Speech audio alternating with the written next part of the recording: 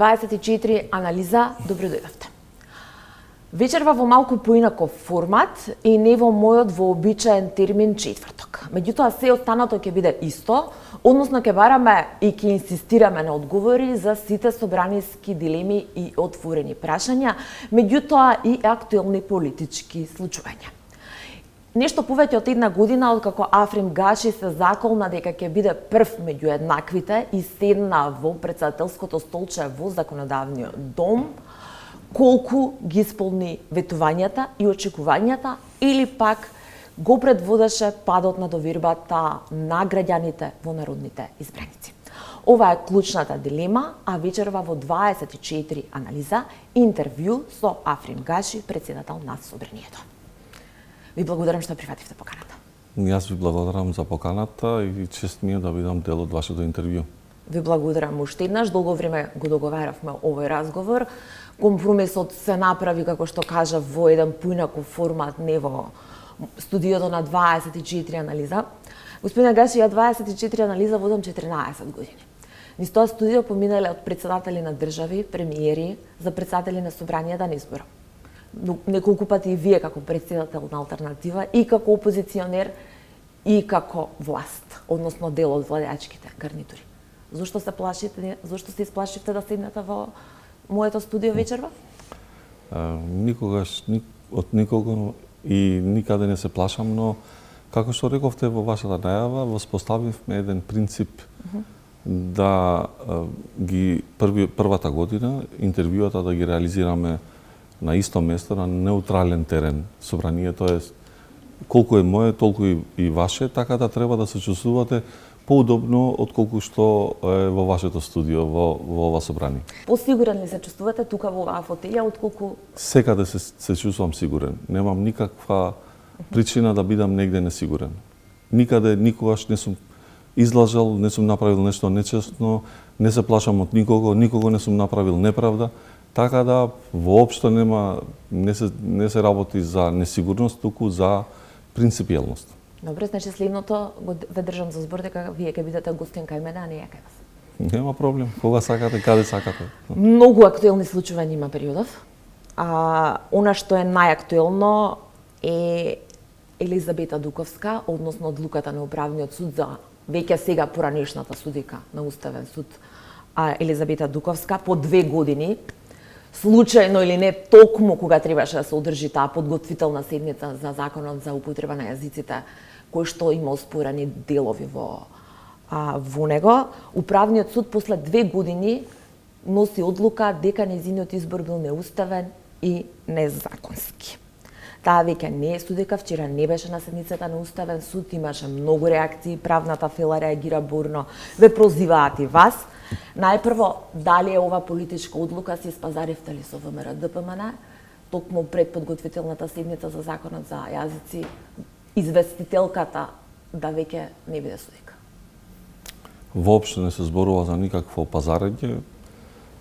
Вие го поставувате прашањето кое се однесува токму на одреден суд кој го напоменавте, тоа е Управниот суд, и мислам дека овие прашања се легитимни да ги поставите кај нив. Јас во својство на председател на собрание сум добил писмо каде што сум известен од страна на судот за таа информација која наведовте, дека таа судика е избрана на тој и тој начин. Јас единствено нешто што сум направил, а што е моја должност, е да ги известам Уставниот суд и Судскиот совет, затоа што тој уставен судија е избран и предложен од Судскиот совет, а избран од Собранието. Така да не се збори за никак. Нема политика според вас? Не.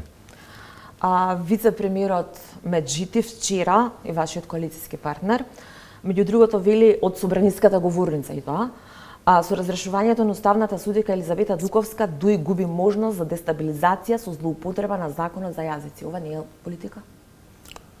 Па ова е навраќање на тоа што сакаше да се прави политика. Значи, знаеме дека после промената на власта, одредени политички структури во државата сака да креират ситуација дека е дојдена некоја влада која е антиалбанска, без албански легитимитет, со некоја партија која не ги сака албанците.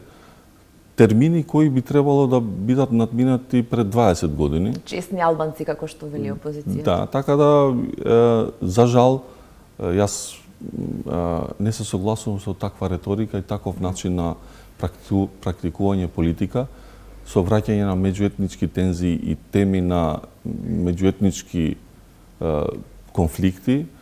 Токму го избра начинот преку луѓето што ги има до Уставниот суд да посегнат по законот за албанскиот јазик и да направат тема која воопшто не е тема. Така да мислам дека си течат работи како што си течат.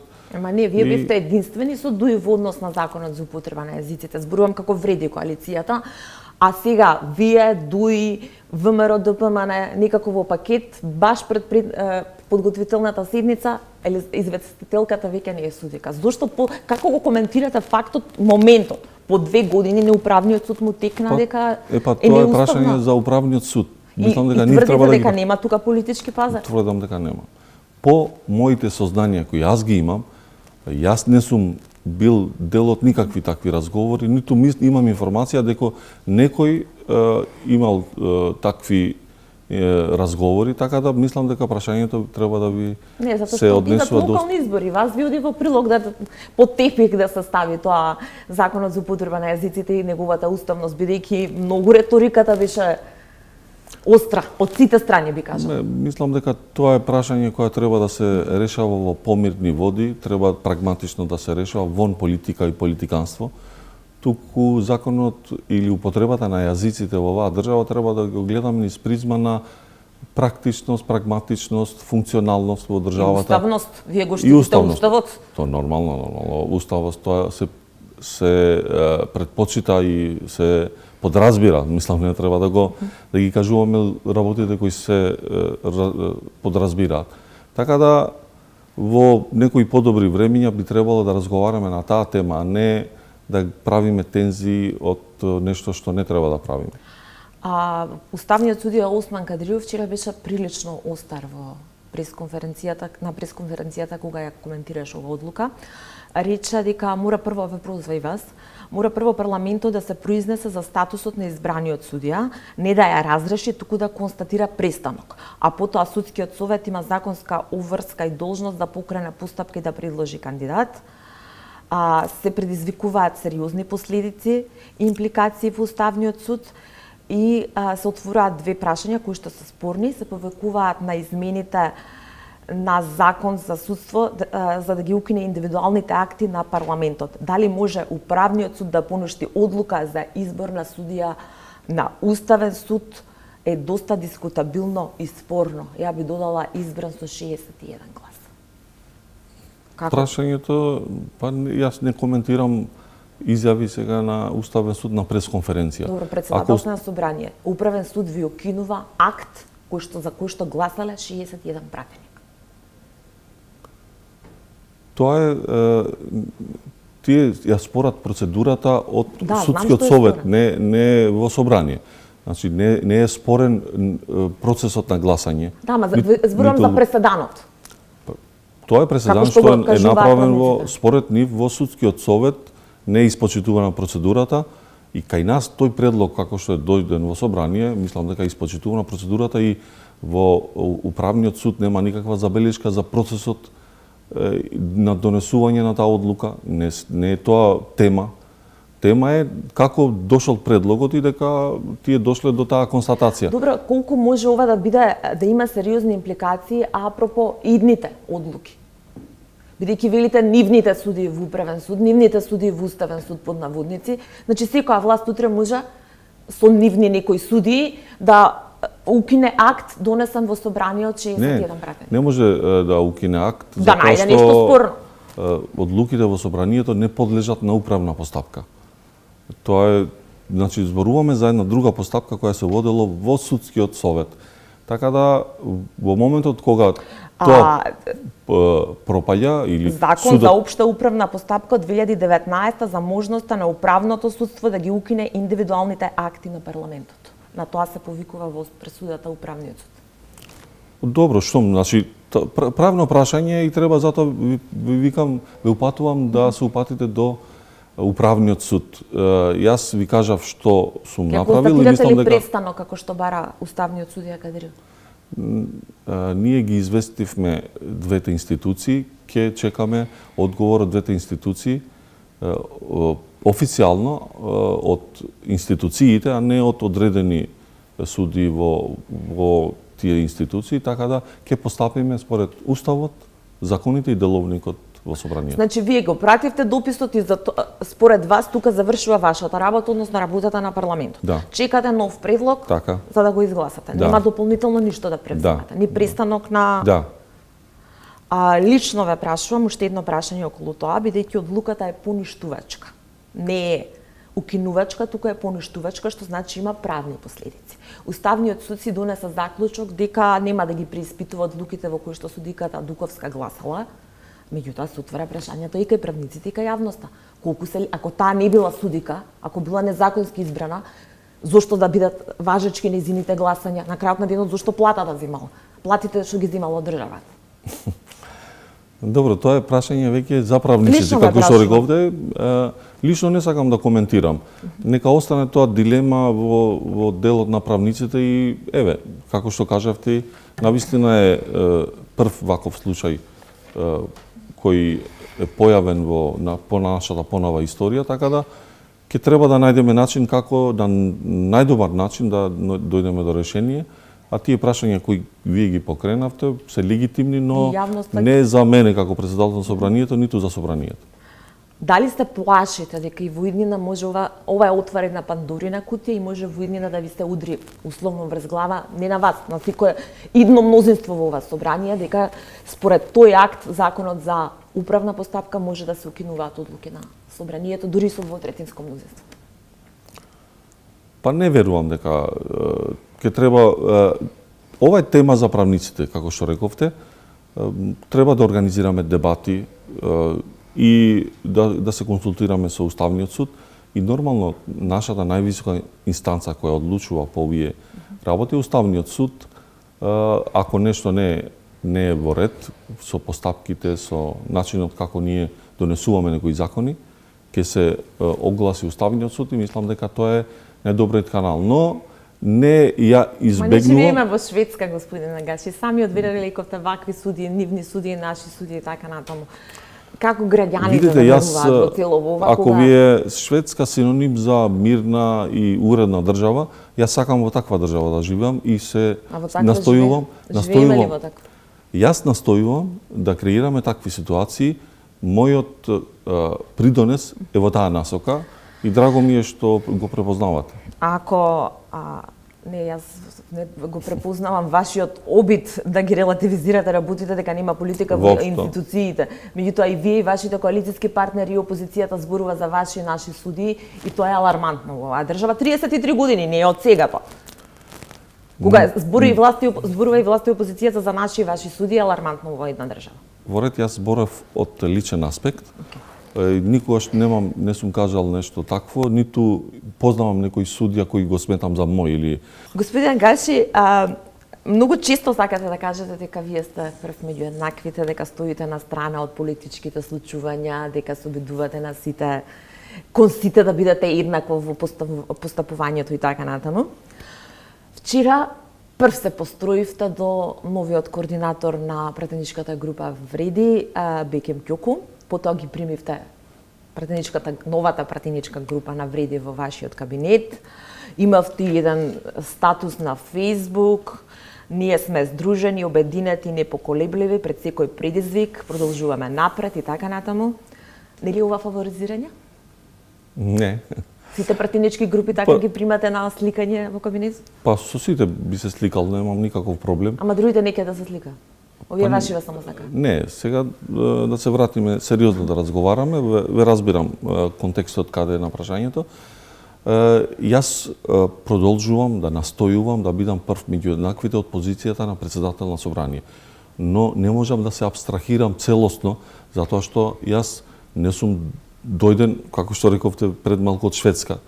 Јас сум дојден тука од политика, припаѓам на таа коалиција, сум излегол на избори како дел од таа коалиција и нормално е кога има реформатирање. И првиот пат кога ја формираме пратеничката група, сум се потпишал меѓу првите. Да, ама тогаш не бевте Не, и не бевте председател. бев, да, кога се формираше И пратеничката. немаше таков прием.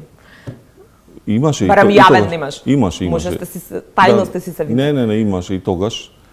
И сега, значи, имаше реформатирање, како што знаете, и редно е да покажеме дека јас припаѓам на таа пратеничка група.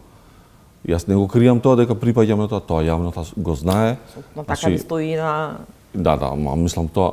Но во мојата работа како председател на собранието, јас настојувам на таков начин како Дали што ќе фаворизирате таа Не, пратеничка воопшто, група? не. Дали тоа вчера значеше чин на фаворизирање? Не, во никој случај. Пратеникот Селим Селими си поднесе оставка. Салим Сулейман. Сулемани, да, се извинувам. Си поднесе оставка, ќе оди за амбасадор, затоа си даде оставка? Не знам каде ќе оди. Јас видов вчера дека е поднесена оставката и ја процесуиравме, ја доставивме до сите пратеници. Сега ќе го известиме и како што е процедурата, ДИК за нов пратеник, да. Која што доаѓа од коалицијата Од која ВЛЕ. што остана, која што е вреди. Да. Од БЕСА доаѓа. Да. Вчера на тој прес на кој што присуствувавте, новиот координатор повика пратениците на вреди останатите кои што заминаа со Арвен Таравари да ви се приклучат. Имате ли најави кој ќе се приклучи? Не знам, не сум информиран околу тие настани. Сигурно делот на политичките партии се одвиваат разговори. Ние како ВЛЕН излеговме на избори, добивме толку гласови и толку мандати и очекуваме и сме имале одлична соработка со тие пратеници. Тие сега во однос на својата партија одлучиле по друг пат да продолжат, но мислевме дека од наша страна Ги повикувате ли вие? Дали сте вклучени вие во тие преговори да ги повикате во кабинет, да ги убедувате? Не, воопшто, нема никако. Може да прашате кого сакате. Со никого не сум имал никаква комуникација, ниту контакт, ниту да се убедуваме. Мислам дека тоа се пратеници со своји убедувања, знаат точно што треба да направат. Ако некој побара моје мислење, би го дал, но не го побарал тоа мислење. Најавивте и уште 4 пратеника дека пратеници од Европскиот фронт ќе се приклучат на вашата нова пратеничка група. Не сум најавил. Не вие, од вашата пратеничка група. Ќе ги прашате нив. Јас немам пратеници? Па немам информација, не знам. Се преговара со пратеници од Европскиот фронт да ви се приклучат? Немам информации, најодговорно ви тврдам, не знам. Барање за пратеничка група од Арвен Таравари нема пристигнато сега, во моментов не ни може, бидејќи Не може, да. Четворица се само пратеници, останаа четворица. Ќе направите ли се да не пристигне такво барање?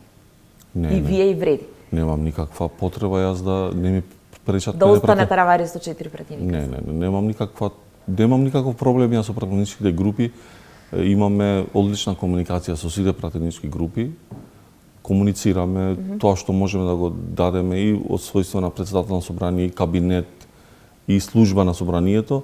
Сме целосно посветени да секој пратеник и пратеничка група да го добие своето право да ги реализира сите права кои им следуваат како пратеници и како пратеничка група. Вчера беа констатирани оставките на министерот сега веќе поранешен за здравство Арвен Таравари и двајцата заменици од неговиот крило во Алијанса за албанците. Кој ќе биде нов министер за здравство? Премиерот кажа дека ќе дојде од коалицијата Вреди. Иако имаше од кај вас, односно од вашите коалицијски партнери, едно истрчување, рокади на ресори и така натаму, се расчисти таа дилема, треба од Вреди да стигне. Па сигурно, како што знаете, Вреди веќе чекори многу силно или напредува кон хомогенизација или станува еден политички субјект. Они имаат веќе ние имаме председателство, значи централни органи, набрзо мислам дека ќе има и Добро, кои се фаворитите, предпоставувам дека веќе навистина, се вртат имиња. Не сум дел од тоа председателство. Според моите информации, веќе во петок има средба со премиерот и лидерите на Вреди. Па еве, вие сте поинформирана од мене. Јас ви тврдам дека немам таква информација. Не сум учествувал во средбите на председателството на ВЛЕН, не сум член и немам право да бидам. Да, ама учествувате на активности партиски на вашата партија. Многу често ве гледаме низ Стара Чаршија, низ Чајрицо, вашите сопартици на средби со граѓани неформални. Така да дел сте од приказната. Тоа го правам од... И пуста председател на собрание, не може да не знаете кој ќе биде министер за здравство. Па може, ја ќе знам кога премиерот ќе ми достави предлог. Само тогаш можам да знам. Не ги прашавте вашите коалицијски партнери? Не сум ги прашал. Еве лидерот на вашата партија. Не сум го прашал. Беким Сали е поранешен министер за здравството и доаѓа од вашата партија. Вие го имавте кандидирано, тогаш вие бевте лидер за министер за здравството. Тогаш знаев. Тој е пратеник. Дали дали е Беким Сали во игра, иако според математиките пратеникот што би дошол е од крилото на Таравари, па така би се направила таа пратеничка група, се работи нешто тука. Дали Беким Сали е во игра, тоа ве прашувам. Па не знам да ви кажам право. Од стручен аспект и од тоа што тој го покажа како министер, мислам дека ги исполнува сите услови и би било за бенефит на државата, на министерството, тој да биде министер, но сепак овие калкулации за кои зборувате се дел од анализата на вреди, на влен, сигурно ни ќе анализират и ќе дојдат до одлука која е најдобра и како што ќе одлучат тие.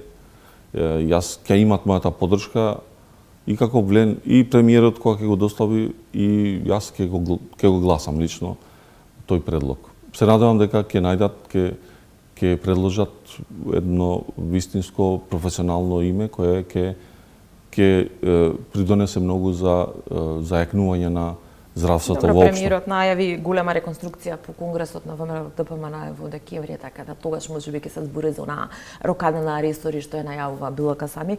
Велите со вашите коалицијски партнери не се стоите на страна, еве како председател на собранието со премиерот сте се виделе да зборувате на оваа тема? Не. Нов министер, мини реконструкција, кога би била мини реконструкцијата? Не. Се знае ли некој датум? Во вашиот календар има ли план? Значи тоа е дел од, како што рековте, од плановите на премиерот. Тој е премиер. Ама да, вие мора да закажете седница. Да, кога ќе има конкретно нешто, сигурно досега кога сме имале такви најави, сме во комуникација со премиерот и се усогласуваме за датуми кои за работи кои се заеднички, кои не засегат и владата и собранието. Вака политички само ни Стара Чаршија се шитат. Па добро. Господине Гачи, кога најави Таравари дека напушта и вреди владата, најпрво вреди, нели имаше постоја калкулација, останува, не останува во владата и така натаму. Имавте еден статус во кој што кажавте дека вие останувате делот вреди. Зошто? Зошто се почувствувавте повикан да кажете? Имавте понуда и вие да напуштите вреди? Не. Немам такви понуди. Луѓето кои ме познаваат знаат дека не може да се осмелат да ми дадат таква понуда. Така да имаше некои најави по портали, Зошто почувствувавте потреба да кажете јас останувам во вреди ако никој не ви рекол да го напуштите вреди, или тоа по дефолт? Па не, имаше неколку спинови по медиуми, по портали и видов дека неколку членови, мои пријатели, беа вознемирени и ме прашуваа. Кога видов дека повеќе луѓе прашуваат, кои не ме знаат, тие што ме знаат не ме прашуваат, сигурно. Сега, втората функција во државата не се напушта така лесно. Не е никаков проблем тоа. Битно е да бидете принципиелни и достојни на своите ставови и вредности кои ги браните, а дали сте председател, пратеник, обичен граѓанин, опозиција, за мене е исто. Па сега, можеме тука да дебатираме до утре во однос на привилегиите, меѓутоа тоа за некое друго време. Зборувавте ли со Таравари? Толку време бевте дел од коалицијата, бевте партнери, едно време бевте и дел од таа коалиција што ја рушеше тогашната влада заедно со Христијан Мицковски пред да смените страната и така натаму. Зошто? Јас лично не сум се видел со господинот Таравари многу одамна. Во собрание кога дошол на пратенички прашања сме разменувале поздрави, сме се поздравиле само, но на оваа тема не сум зборувал затоа што лидерите на Влен и кога беше и Таравари дел од Влен, многу често се гледа, разговара и воопшто, но и на оваа тема и мислам дека таа дебата беше исцрпена. Јас не почувствував дека можам нешто да додадам за да го убедам или да го премислам. Добро, сепак сте председател на собрание, Се знаете долго, кога влеговте во Вреди, вие водевте партијата што така. беше дел од таа коалиција. Заедно трчавте на избори на крајот на денот. Не, ние сме имали добри односи со господинот Таравари. Не почувствувате потреба вака да го викнете едно кафе да испиете и да го прашате добро што се случува? Па јас мислев дека таа тема треба да се одвие на лидерско ниво и така се одвиваше. Не почувствував дека можам јас да му кажувам што треба да прави, ниту да го прашувам. Ако тој имал сакал да го слушне моето мислење, секогаш можел тоа да го направи, а и сега и понатаму јас сум отворен да разговараме со секого, јас би го дал моето мислење. Но не мислам дека после сите тие разговори кои ги правеле со неговите колеги, со лидерите на Влен, јас да упаднам и да се представам како големиот над сите, не сакам таа улога да ја превземам. Да ве слуша некој вака ќе мисли дека Меджити Ибрахими и Кастами ги гледате на телевизија само?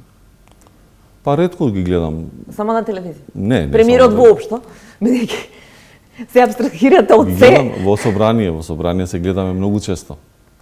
Доаѓаат они најмалку 2 пати во месецот, најмалку.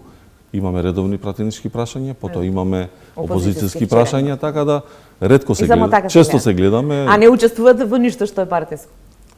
Па скоро ништо. И очекувате да ви веруваат граѓаните сега, но?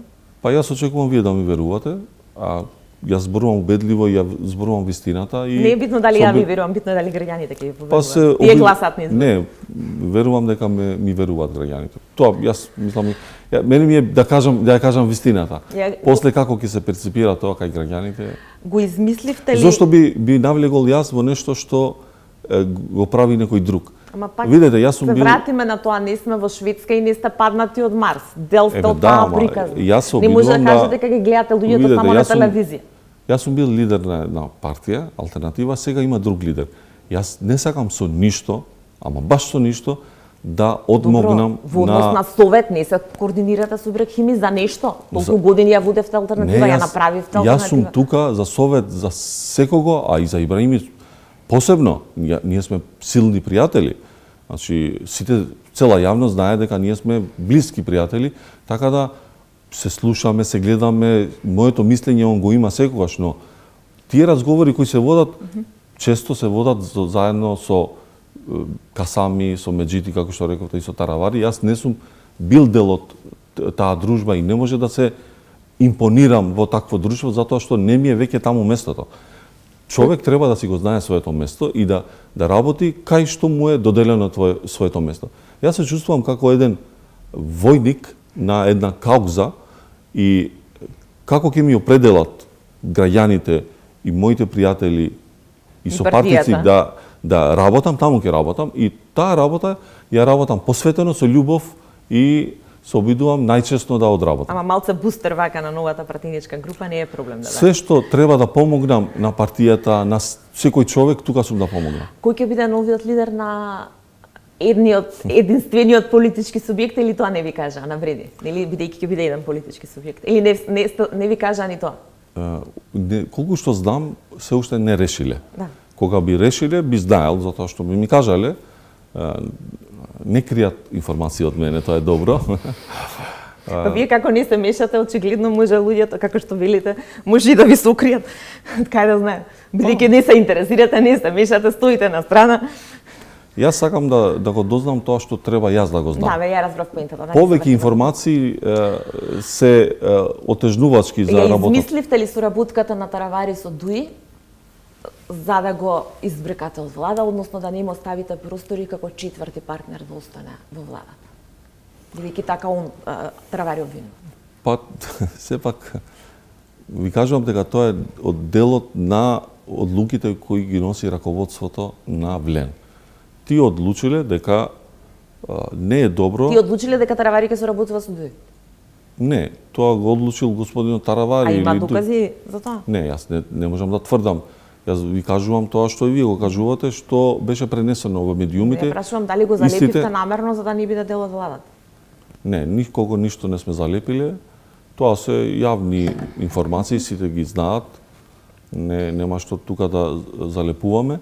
Тоа е одлука помеѓу лидерите на Влен и премиерот, заедно седнале, се договориле како ќе продолжиме понатаму, дали треба да се засврсти довербата, дали довербата е еден од значајните принципи на водење на оваа коалиција.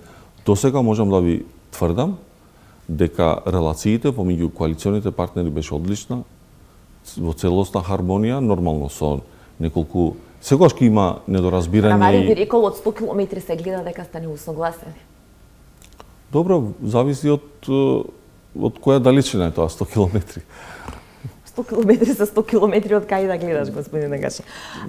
Дали се плашите дека можно на таа реконструкција Мицковски да ве замени со Дуи доколку ви се случи, се извинувам, крах на локалните избори? Тоа е одлука на премиерот, мандатарот, тие што имаат мнозинство во собрание, одлучуваат како ќе продолжат да владеат.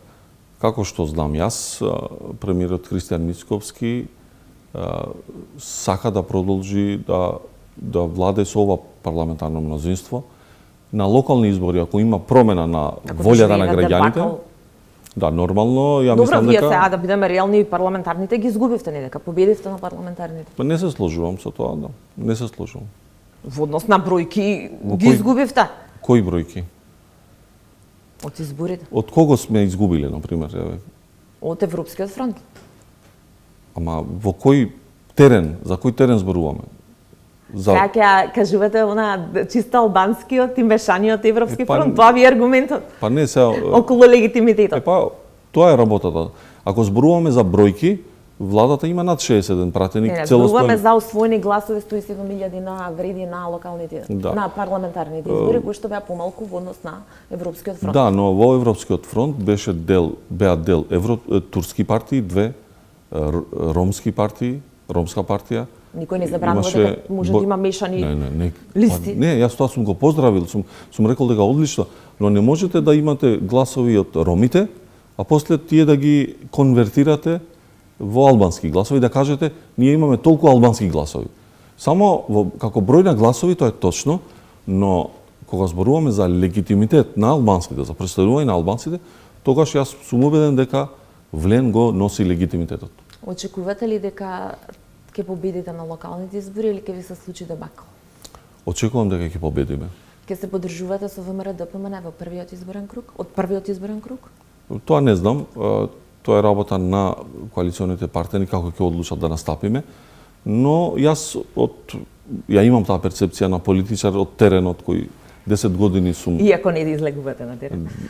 Сега ова го правам, но сенсот е останат. Сенсот е останат, така да ја имам перцепцијата. Убеден сум дека граѓаните сака да продолжат да видат што ќе се случи со оваа промена. Сепак мислам дека е релативно кратко време. Таравари, ви видите на анкетите убедливо губите. Влен губи дека нема довербата на албанците во државата, а и бројките се такви какви што се. Дуи е над. Не можам да се повикам на последните анкети. Не сум видел таква анкета кредибилна за Дуи е втора партија. Ја им верувам. Значи се сметам себе си за добар познавач на читање на јавно мнение и на анкети.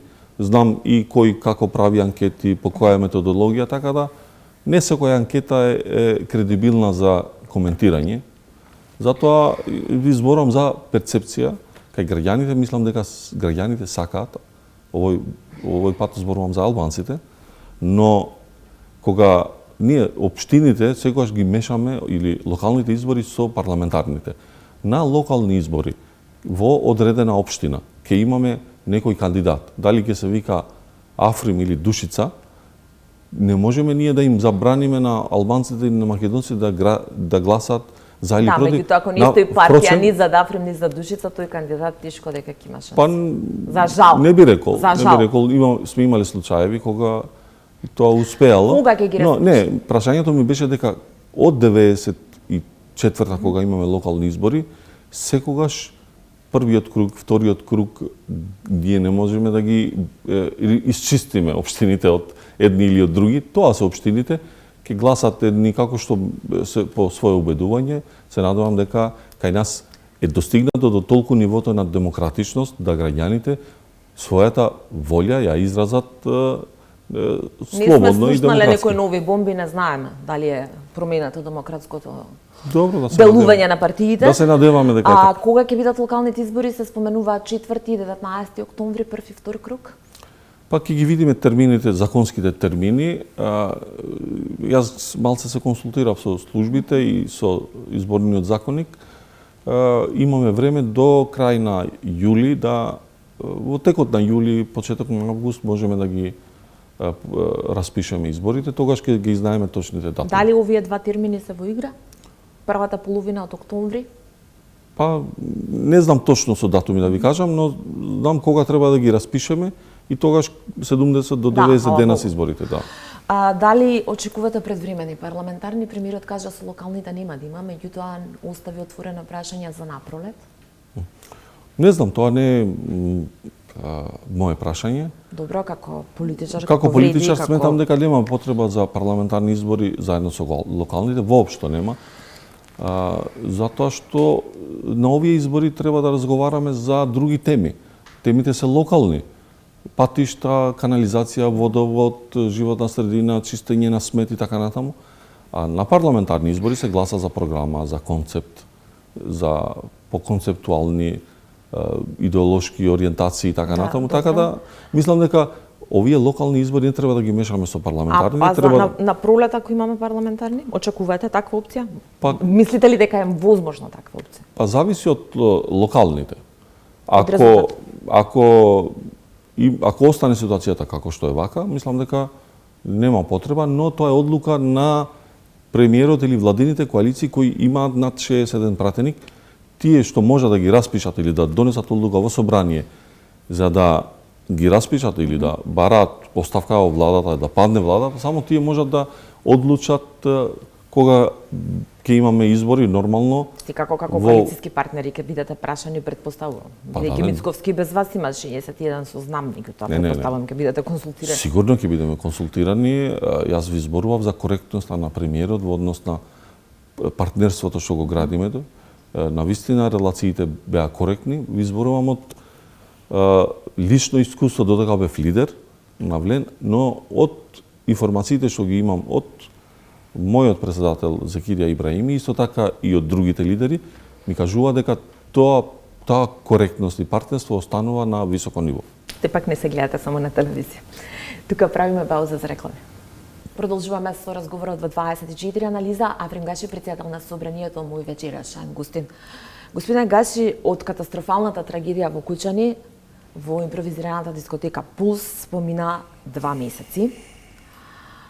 Нешто повеќе од 2 месеци. Колку во кој што во таа трагедија животот го загубија 62 млади луѓе? Колку пати бевте во Кучани? Не сум бил ниту еднашка, но сум ги видел првиот ден кога се случи несреќата, сум ги посетил сите пациенти кои беа во Скопје, во сите болници, и тоа без јавност. Имаше камери. Во градската болница берам кога бевте. Ние дадовме изјава надворно, не внатре. Да, фала Богу, уште тоа фалеше. Бев и во војна болница, и во клиника, и таму немаше камери. Мислам, не е тоа темата. Не би сакал вашиот контекст да го ставите на ваков начин. Моето неодење во Кочани не значи дека не сме сите трогнати или колку не болело тоа. Така да би остана добре да не го политизирам ова, ниту во ова интервју, ниту во јавност. Јас не верувам дека постои човек кој што не сочувствува и не е потресен од тоа што се случи во Кучани.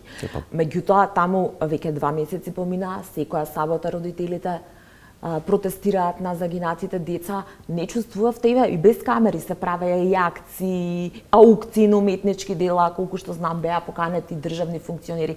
Лично вака, без камери, без ништо, не чувствувавте потреба да отидете таму, да запалите свеќа на тој плоштад или се извинувам, или да се запишете во книгата, на жалост, таму. Ние сме отвориле книга на жалост во собрание. Да, знам дека имаш и таму да отидете. Со вашето присуство да кажете да, вие можете да сметате на собранието. Понекогаш сте внимателни, не знаете како ве перцепираат граѓаните. Не знаете дали ќе им помогнете или ќе ги можеби нема да се чувствуваат пријатно.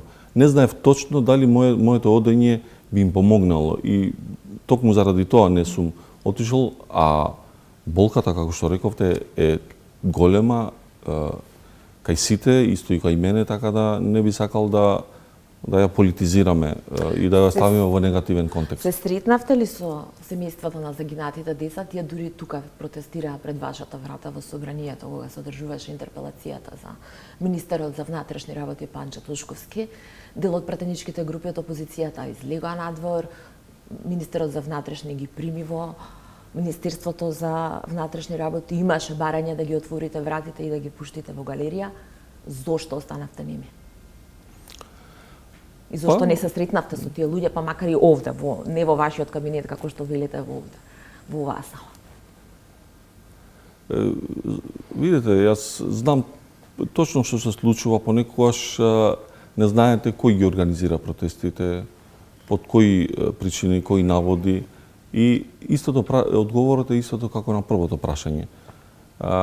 Не знаете дали ќе помогнете, дали барат директно помош од вас или не. Како може да им помогне? Кој може да организира протести на родители што изгубиле деца, кои што со сликите на своите деца бараат правда и ги раскажуваат нивните судбини? Кој може да организира таква болка, политички злоупотреби? Па имаше злоупотреба, за жал, сите сме сведоци дека има такви злоупотреби, нормално не сите граѓани не зборуваме, но некои така и лажно се представуваат и така натаму. Видете, мене ми е првенствено битно да бидеме блиску до граѓаните, да направиме се што можеме и лично со граѓаните сте надвор на улица со граѓаните. Во најтешките моменти од нивниот живот, па макар биле и свиркани, како што беа и свиркани и сите други функционери што се сретнаа. Како ќе помогнете со тоа според вас? Ке имам одзема болката, така? Никој не може да одземе таа болка. Така да вие зборувате за нешто хипотетично што мислите дека тоа би било добро? Не, тие бараа средба. Пред врата ви дојдат. Не бараа да влизат во собрание. Не, така да, значи добро е да го вратите прашањето, значи не е точно дека барале средба со мене, затоа што никогаш... Да побараа лично со вас ки ги примевте? Да, слободно. Секогаш, во секое време. Ама вие не чувствувате потреба вие да иницирате средба? Не знам како они ќе ме почувствуваат мене. За жал живееме во многу електризирано. Може ќе добијат поддршка, да ќе почувствуваат некаква поддршка дека ета и собранието стои зад нив. Стои собранието зад нив затоа што ние направивме се како собрание да стоиме зад нив. За тоа ќе зборуваме. Најпрво сакам да ве прашам знаете ли каква е состојбата во болницата во Кучани? Вчера имавме сведоштво од еден пациент кој што се лекувал во Белград, сега лекувањето го продолжува во Кучани, вели условите се на минимум, нема каде да се мијат раните. Тоа се прави во умивалник и немаме никакви услови. Сега... не сте само председател на собрание, вие сте дел од владеачка коалиција која што речиси има 80 пратени. Да, и сега за мијалниците, да ви кажам, не за мијалниците, дали со владата сте комуницирале со вашите коалициски, со владеачкото мнозинство? Нормално комуницираме, да се направи гледате нешто. Заложбите на владата за инвестиции странски, за нови болници, конкретно за состојбата во Кучани да прашам. Па конкретно за сите болници ви кажувам дека оваа влада... Инвестициите се Титово, Штип и Кичево. Ама не му оставате една реченица до крај да ја завршам. Да, јас ве слушам внимателно, да. Значи, гледате дека владата и јас како политичар, дел од тоа мнозинство, се трудиме максимално да ги подобриме условите во здравство, во образование. Знаете, неодамна веќе ќе имаме 6 милиарди инвестиции евра од Британија. Повеќето од тие средства се наменети за реконструкции и градење на болници. И тоа е одговорот како политичар што ние правиме да го подобриме тоа. Но како актуелната ситуација, зошто е тоа така, не можам јас да ви тврдам, не знам. Не, дали вие лично нешто правите? Еве на крајот на денот кога ќе се слушнете со вашите коалициски партнери, велете дајте луѓе нешто ова Кучани е страшно на телевизија што излегува. Имавме дете што беше залепено на плоштад со селотеп со порака државата го заборави Кучани. Значи Кучани не е ни мрднато од катастрофата што им се случи. Ние разговараме за сите теми кои се принципиелни, а начелно Но конкретно јас мислам дека секој треба да работи својата работа.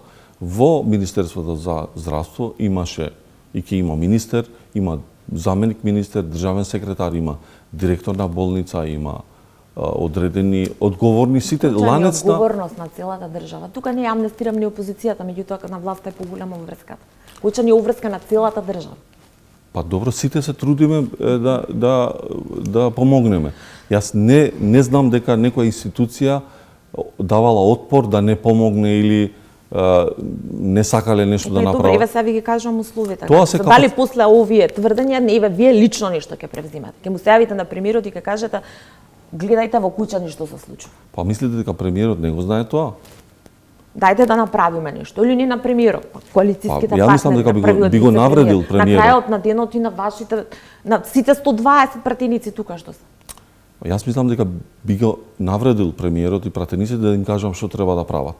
Секој си ја знае својата работа, ние разговараме во собрание кога носиме закони, кога градиме политики, како да го подобриме вкупната состојба во државата, но сега за одредени ситуации мислам дека ја деградирате на луѓето не е битно кој ќе им помогне, битно е само некој да им помогне. Па сите се трудиме да помогнеме, но денеска како држава треба да се согласиме дека тоа е нивото во кој живееме. Тоа се стандардите, сега се правиме максимални напори да подобриме. СДСМ најави дека повторно ќе го поднесе законот за помош за семејствата на загинатите, семејствата на повредените во Кучани по редовна постапка. Има некој најави дека уште денеска можно е тоа да се случи. Ќе гласате ли овој пат? Колку што знам, има информации, владата прави се што треба да прави и мислам дека треба да седнат заедно ако навистина имаат искрена намера да помогнат. Мислам, не се сомневам во намерите, но по-добро би било да седнат заедно Министерството и владата со опозицијата да го видат законот, да донесеме заеднички закон ако ни е целта заедничка. Вака носење две стратегии, два закони, мислам дека ќе направи проблем уште поголем и ќе направи хаос во начинот, иако останува иста и добра целта, ќе направиме проблем во спроведувањето. Би бил ли вие медијатор меѓу владата и опозицијата Секогаш кога е нешто... Би превземале ли вие таква иницијатива? Секогаш кога е за доброто на граѓаните, на државата и кога се зборува за консензус, сите знаат дека може да ме сметат мене во тој круг, затоа што навистина сакам да помогнам и имам добри релации со сите политички фактори и се трудам да бидам еден мост на зближување помеѓу политичарите и граѓаните. Значи, доколку влезе тој закон, можеме да очекуваме дека председателот на собранието ќе рече: дечки, ајде сега, седнете на маса, да се договориме сите за луѓето да им биде подобро. Така, да. 2 недели одмор, така јавноста го крсти вашето неработење и го наслови по трагедијата во Кучани. 16 март беше кобната ноќ во Кучани, на 1 април едноминутно молчење во собранието. Вака лично, нели ви е срам затоа што народните избраници не собраа сили за една комеморативна седница, барем толку да одадат почит? Па видите, треба да бидеме внимателни со термините. Значи, ако го поставите прашањето дали ви е срам или не ви е срам, тоа се подразбира дека некој не направил нешто срамно. Од граѓаните? Мислам дека треба да се почитуваме кога сме на вакво интервју пред граѓаните, да не употребуваме такви термини, затоа што можам јас да ви вратам, а тоа нема да личи на ништо. Не се расправам со вас, граѓаните, реакциите на граѓаните беа срамдимје на народните избраници. Добро. Граѓаните не беа точно информирани или, за жал, понекогаш и дезинформирани. А медиумите? Живееме... Не реков медиумите. Зошто упаѓате? Дајте да кажам што мислам. Не реков медиумите, зборуваме во отворено општество со социјални мрежи, со секакви портали, без имиња, без презимиња, без одговорност. И се креира такво мнение понекогаш погрешно кога граѓаните ја немаат информацијата. Собранието работеше без престанок. Единствено што не правевме јавни пленарни седници и комисии затоа што мислевме дека на таков начин ќе искажеме почит. Како председател, подпредседатели и координатори седнавме на координација, 2 недели поред разговаравме што е добро, како да постапиме, како ќе искажеме ние, како ќе покажеме ние сочувство кон граѓаните, солидарност и заедно, иако имаше различни мислења, на крај сите консензуално се договоривме дека тоа е начинот како треба да се однесуваме. Мислам дека граѓаните повеќето го ценат тоа што го направивме, но за жал тие што се дел од пропагандата, што пропагираат и адвокатираат на лоша пропаганда, се мета на тие лоши пропаганди. Ете, не ви упаднав. Иако имав подпрашање. Дали сега кога би се вратиле Фала назад? Богу, успеа една. Дали сега кога би се вратиле назад би одржале комеморативна седница? Јас би поставил исто подеднакво би ги викал пак координаторите. Лично како председател на собрание, дали би инициирале комеморативна седница за лично би го поставил тоа прашање на координација, би разговарале. За такви одлуки не сум човек кој носи само одлука. Не мислам дека тоа треба да биде лична одлука. Треба да биде заедничка одлука. Но може да инициирате како председател на собрание. Па сум инициирал на координација, сме ја првиот ден, понеделникот, 17. Иницииравте комеморативна седница. И кој одби? Како? Иницииравте комеморативна седница? Не инициирав. Разговаравме кој е најдобриот начин. Опција како да се однесува? Имаше мислење дека имавме и порано други тешки трагедии и немало комеморативни седници. Никој немаше да ви забележи сега. Ке се ставиш, па сега. Затоа ви кажувам дека е направена анализа од сите страни и така дојдовме Не чувствувате потреба да се извините? Зашто? За таа одлука во името на сите координатори, подпредседатели, во името на собранието, на граѓаните. Затоа што сме искажале сочувство, солидарност, затоа што сме биле дел од граѓаните. Од 16 до 1, само една минутно молчење. Дека не ја направивте таа комеморативна седница, дека граѓаните реагираат дека им ги нема народните избраници. Па не е точно, не се согласувам со вас. Јас мислам дека реагиравме на најдобар можен начин и повеќето граѓани, јас сум убеден дека го прифатиле на таков начин. Ако дел од граѓаните потпаднале под таа пропаганда, ми е жал навистина. Мислите дека е пропаганда? Да. Зашто кога некој ви кажува дека ова што го правам е да те почитувам и тоа не го сваќаш ти така. Вашата вистина не може да биде апсолутна. Граѓаните ги бираат народните избраници. Граѓаните реагираат жестоко на таа одлука. Граѓаните сакаат комеморативна. А зошто вие зборувате во името на граѓаните? Што вие представувате? Јавен интерес. Па, ама вие не можете да зборувате во името на граѓаните. Да колку гласови вие сте добили? Јас интервју добили? за дома не го правам. За граѓаните го правам. Ама не можете да зборувате. И ги гледаме реакциите на граѓаните, на социјалните мрежи, на анкетите, ако сакате. Анкетите? Многу сакате да се карате. Не. Повелете, поставете прашање. На анкетите. Граѓаните реакциите беа бурни и самите се согласивте дека имаше бурни реакции. Немаше бурни реакции, само беше дел од пропагандата. Во петок доаѓа Каја Калас. Според информациите, високата представничка за надворешна политика и безбедност на Европската унија беше и Антонио Кошта, председателот на Европскиот совет. Пораките од Брисел се нема план Б, планот А е тој. Направите ги уставните измени. И тоа е тоа. Министерот за евроинтеграција од вашата партија доаѓа. Вчера или завчера имаше изјава дека апсолвирано е прашањето дека уставните измени мора да се направат. Меѓутоа дека се бара предвидливост, како што вели, на процесот. Господин Агачи, колку се реални најавите на власта, на мнозинството, вклучително, тука ве ставам и вас, дека може Македонија да издействува некакви реакции, да ја препреговара после вакви тврди позиции на европските представници. И каде е вреди во целата таа приказна, со оглед на тоа, нели, влеговте за да ги одблокирате евроинтеграциите, па ги излегувавте, па дававте рокови и така натаму. Прво, нема никакво сомнение дека владата и мнозинството немаат никакви дилеми околу нашата европска ориентација.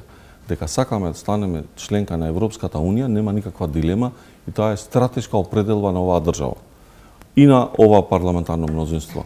Тоа сме го покажале и од првиот ден, првите состаноци во владината програма така стои така натаму. Добре. Имаме министер за европски прашања и кој е истовремено и главниот преговарач. и го гледате него заедно со министерот за надворешни работи, премиерот, исто така и јас како дел од парламентарната дипломатија. Во Брисел. И не само во Брисел, во главните престолнини, и во Париз, и во Берлин, и во Стокхолм, и во Брисел, во парламентот на Европската унија. Така натаму работиме интензивно да изградиме механизми за предвидливост и за гаранции. Што значи тоа? Што очекуваме еве од вашата офанзива дипломатска? Што конкретно може да очекуваме? Очекуваме тоа што имаме искрени најави и поддршка од нашите пријатели дека ќе зборуваат со бугарската страна, заедно и во Европската унија ќе зборуваат да го сватат, да ја сватат сензитивноста на моментумот, за да ги разбират нашите позиции, зошто ние бараме предвидливост во процесот. И кога аргументирате и јам кажувате ситуацијата, имаат разбирање. Јас ви тврдам дека имаат разбирање и сакаат да помогнат. Се нудат, кажуваат дека ќе разговарат со своите партнери во Европската унија, со Бугарија и така да мислам дека се работи интензивно под дипломатски канали за изградба на овие механизми за кои зборев. И кога сето тоа вака го кажувате, звучи многу добро. Меѓутоа имаме изјава последна од бугарскиот министер за надворешни работи Георг Георгиев, кој што вели уставните измени се само првиот услов кој што треба Македонија да ги направи и бугарската позиција нема отстапување. Тоа што е договорено, нема репреговарање, нема ништо. Информациите се дека и таа средба со Муцунски не била баш многу пријатна, нема детали во јавноста на германската безбедностна, мехенската безбедностна конференција. Колку може да очекуваме Европа да се заложи за нас како што се заложува за Украина, например? Па, јас ви тврдам дека има големо разбирање. Навистина, од моите лични состаноци што сум ги имал, ги спомнав, а заборавив да го спомнам и Рим, значи имаме силно разбирање, неодамна беше и министерката на надворешни работи на Австрија. Така да најбитните стейкхолдери или фактори во Европската унија кои одлучуваат, тие поголемите држави, разговараме со нив и Ама консензусот е од 27 земји членки. Па видете, иако се отвара таа дебата за квалификувано мнозинство, меѓутоа и за тоа треба консензус од 27 членки. Ама истовремено во Европа се зборува и за промена на начинот на гласање. И тоа е еден од каналите на кои се работи. Вториот е со Бугарија, третиот е заедно во Европската унија. Значи работиме интензивно. И не е лесна работава за постигнување еден компромис, сите знаеме дека не е лесно, но дека работиме интензивно, дека се трудиме, дека немаме отстапување од целта, тоа е точно така и недвосмислено. Уставните измени нема да ги ставите на дневен ред додека не се постигна општ консензус? Так. Уставните измени би ги поставиле на дневен ред кога сме сигурни дека ќе ги изгласаме. Не е добро да правиме театар од тоа, како што имаше еден таков обид. Да, треба да бидеме сигурни дека ќе гласат пратениците, кога ќе бидеме убедени дека имаме најави за гласање, тогаш ќе пристапиме кон тој процес. Како ја коментирате најавата на лидерот на СДСМ Венко Филипче дека ќе повика на лидерска средба на сите парламентарни партии да се зборува за уставните измени? Според моите информации тоа е предлог кој што планира на Советот за евроинтеграција да го каже. Би ја прифатиле? Одлична идеја. Секоја иницијатива која повикува на консензус околу уставните измени, околу гаранциите, околу нашите позиции во однос на надворешна политика или предизвикот пред кој сме справени или пристапување кон уставни измени е добро дојден.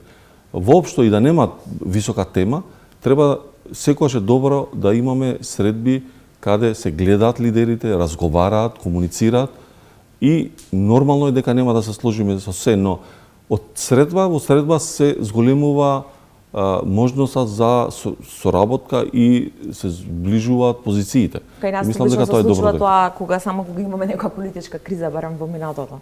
Затоа реков дека ја поздравувам идејата. А кусо само законите од реформската агенда, министерот за евроинтеграција кажа дека дел нема да стигнат до јуни што треба да се изгласаат изборниот законник. Работиме интензивно на реформската агенда, да. И кога сме кај изборниот законник, вчера исто Уставниот суд ги укина прагот за независни листи. Да. Остана тоа вакуум да лебди, ќе ги носите ли повторно тие измени?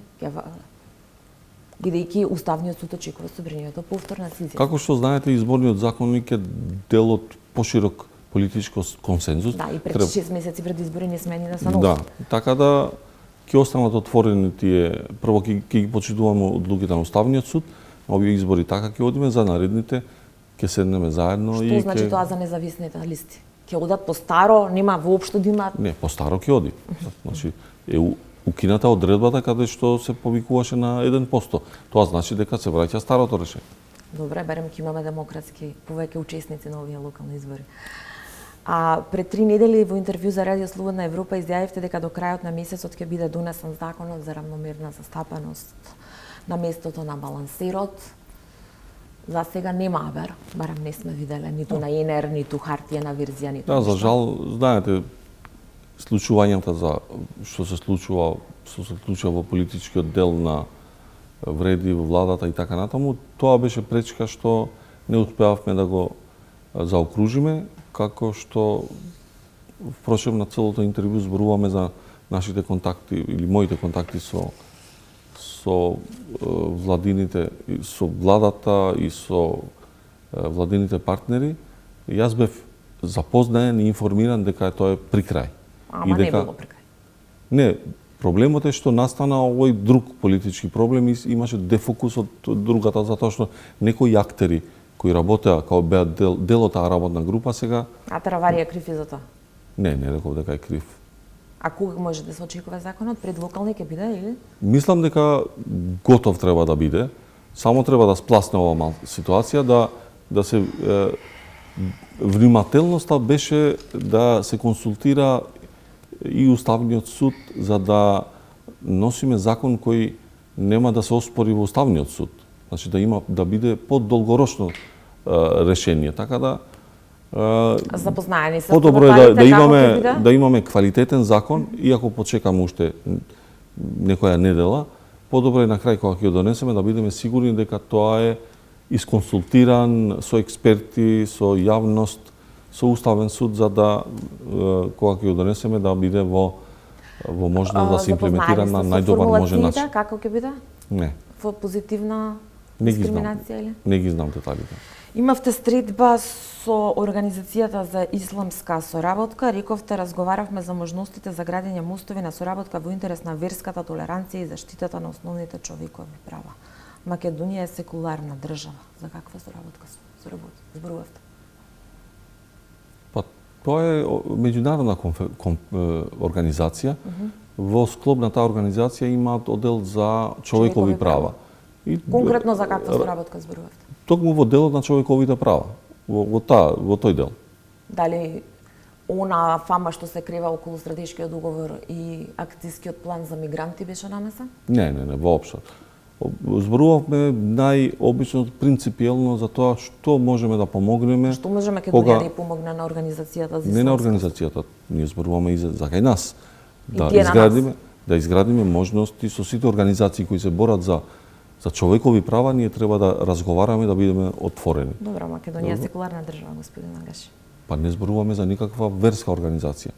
Тоа е меѓународна конференција. Таа е многу активна за состојбите во појасот Газа и за Палестина, односно тоа што се случува таму за жал. Македонија гласаше против резолуцијата на Палестина за самоопределување. Да. Се отвори тоа прашање, ве праша зошто гласавме против? Не, воопшто немаше политички теми, зборувавме за човекови права. На малцинствата, на општите човекови права? На општите човекови права. Некој меморандум, некаква конкретно нешто? Не, ништо. Иницијална средба да се разговара за човекови права.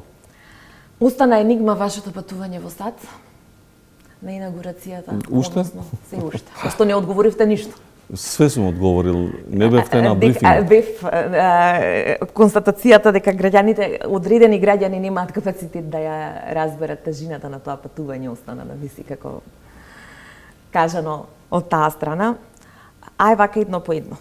Кој ве покани? И дали имавте писмена покана? Да. Дали ја покажавте на председателство и добивте дозвола? Да. Колку, И на брифинг, сите новинари ја видоа. Зошто немаше ни едно официјално соопштение од собранието, зошто немаше ништо освен таа слика, една фотографија со Мицкоски, една фотографија со NDI и таа една фотографија буквално од улица со Меджити и Ибрахими. Со кога се сретнавте, зошто немаше поофицијални детали? Па сега се навраќаме назад, но добро. Дента кога отидовме, заради временски околности се промени... А останувате на таа изјава? Во салата? Па, што сака да... Па и премиерот беше во салата, немаше проблем да каже каде е, со кого е, во чија ложа е, од каде го следи. Ама кога се преместил настанот, да беше кај што беше, имавме резервирани места. Кога се премести настанот, во салата веќе немаше резервирани места. Сите граѓани кои сакаат да учествуваат во инаугурација влегува во салата, кој прв стигне. И тука не можеме ние да со американските граѓани да се буткаме кој ќе стигне прв. Значи ние немавме можност да... Ако сте имале покана од инаугуративниот комитет, требало да имате и... Па имавме. Затоа ви кажувам, не дојдете во брифинг и ќе ја видовте поканата дека точно се знаеше во кој столче ќе требаше да седиме. Ама вака пошто не се знаеше, требаше да се сликате на митинг. Како на митинг, така велите вие во таа изјава. Добро се. Како сакате коментирате? Колку ја чинеше граѓаните, колку го чинеше вашето патување во стат? Па тоа не го знам. Може да се обратите до собрание во делот на, како се вика, законот за јавни информации. Ќе ви дадеме детално за... Па се жалат пратеници дека не им одговарате на прашањата. Не, одговараме на сите. За патните трошици. Да, одговараме на сите. Одговорено е, да. Само што они не се задоволни сега да барат подетални информации, тоа ќе го добијат затоа што барат нешто што е обемно. За овој настан кога сакате побарајте детално службите ги подготват. По цела толкав интерес во јавноста, вака вас не ви дојде лично не вас заинтересира да се јавите да прашате колку пари потрошивме? Па немаше никакви трошоци отколку само авионска карта и хотелско сместување, ништо друго. А што доби државата од вашето присуство таму на таа сала што личела на митинг? Мислам конкретно? Не, да бидете повикан од организаторите на инаугурација. Партнери велат од пријатели биле поканети. Не. Дел од ваш, така имаш изјави. Добро, јас ви кажувам за поканата која сме ја добиле и тоа беше јавно прикажана пред новинари и пред јавноста. Точно пишуваше од кого сме повикани, тоа беше официјалниот организатор на инаугурацијата. Што конкретно и мислам дека беше чест за нашата држава што председателот на собранието на оваа држава беше повикан на таа инаугурација. Не видовме на никоја на ниеден бал, не видовме на никоја посериозна средба, не видовме никаква фотографија. Затоа што јас бев повикан само на инаугуративниот момент. Тој настан се премести и затоа пропадна. Една година помина, набројав дел од случувањата во собранието, остана оној инцидент со обезбедувањето на косовската председателка на аеродромот Скопје, односно вашиот член на обезбедувањето што го пративте да ја помогне да не помине контрола. Како што вели опозицијата, свадбата и сватовите на граничниот премин, молитвата, односно дали некој што го читаше како верски обред, некој како чин на почит, како што вие велите за Сребреница, ситуации кои што предизвикаа многу реакции во јавноста. Една година помина. Каква оценка би си дал Африм Гаши на председателот Африм Гаши? Никогаш не би дал оценка. Од 5 до 10. Положивте ли, 6 имате ли? Не, себе си не би се оценил. Сметате ли дека граѓаните тоа ќе го кажат? Јас мислам дека требаше за оваа година граѓаните да зборуваат и да видат што сме направиле, а тоа јас ќе го направам. После 28 јас ќе дадам отчет пред граѓаните што сум правил за оваа година и тоа планирам да го правам секоја година. Во делот на отворено собрание, во делот на транспарентност, во делот на дигитализација, во делот на безбедност на собранието.